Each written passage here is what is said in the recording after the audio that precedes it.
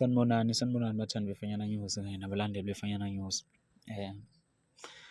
Namhlanje udaba engiza nalo oluthinta u-Ayanda Msweli, okuwudaba engasho ukuthi luzokushiya unesfundo noma uthole isifundo kulona udaba, ikakhulukazi kubantu abasebasha abasafisa ukuthatha, nabanye abasafisa ukugana ey'ntweni la khona uMsweli asuke eqwashisa khona abantu, ebaqwashisa ngesimo obekade ebhekene naso.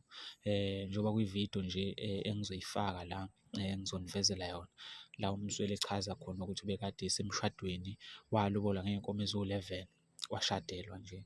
Kodwa kuthe emva kweminyaka eyishumi nento base bedivosa nonkosikazi wakhe ngenxa-ke yezimo ey'thile. Kodwa-ke uzoyichaza lapha kwividiyo le engizoyifaka njengamanje. Mina la bengifisa ukuthi ngidlule khona ukuthi ulamazwi lawa owalalele, ikakhulukazi uma usafuna ukuthatha noma uma usayisigabeni sokugana, ukuthi izona ziphi izinto okufanele uyiqaphe before uye emshadweni, kufanele uyiqikelele. Kodwa nayi-ke ividiyo mlaleli awuzizwele. Mina ngakhipha iy'nkomo eziwu-11 ngiyolobola ekhweni lami, zaziwu-11. Iy'nsizwa zanga zayihamba phansi, hhayi ayikhishwa ezoboya zahamba ngawulobola umfazi wami. Yes, uma ngilobola umfazi wami ngamshada umfazi wami kwaku-2002 July 6, July 6 engikhumbula kahle lo mshado la. Ngengikhohle sazala iy'ngane, sazala abafana, sahlala ngihlale 12 years emshadweni. Ngobude bendlela umphako uyonakala. Yes, ukonakala komphako-ke akusho ukuthi ububhako ubani, ngoba phela esitimeleni kuyashisa baba, esitimeleni kuyashisa, bayihamba lapha isesitimeleni.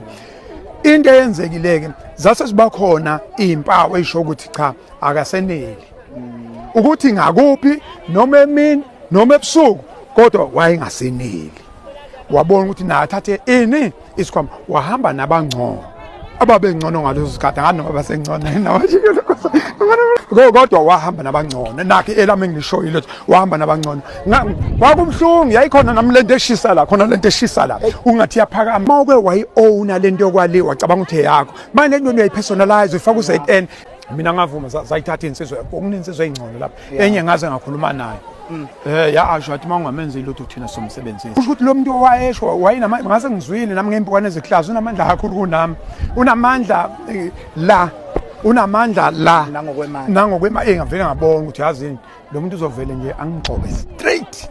Yabona ngizama ukudila nalo, ngadila mfowethu nalo. Wenza inkonzo u6 rand, 6 rand.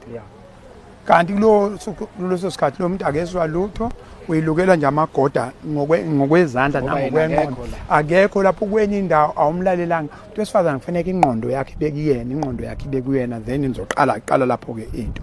Kanjalo futhi nawe umuntu wesifazane kufanele ukuthi eze kuwena, ezele wena, ezosevisa wena, ezonelisa wena, wenizonelisana. Mhlawumbe lezo ngoba ngempela sihleli nabantu nje asibabuzile, thina senze sixoxa lapha ema-passage ethu bese uzoku-applyela okunye esikwenzayo oku-wrong, uthi ukuthi uzo-apply into oyenza no-ex wakho, uzoqhubeka nawo la.